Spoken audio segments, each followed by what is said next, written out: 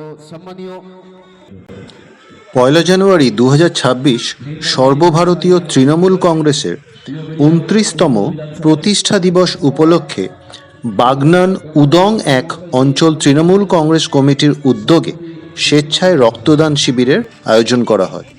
উপস্থিত ছিলেন উলুবেড়িয়া উত্তর কেন্দ্রের বিধায়ক ডক্টর নির্মল মাঝি, আমতার বিধায়ক সুকান্ত পাল, হাওড়া জেলা পরিষদের সহ সভাধিপতি অজয় ভট্টাচার্য, পঞ্চায়েতের সভাপতি দিলীপ মান্না প্রমুখ।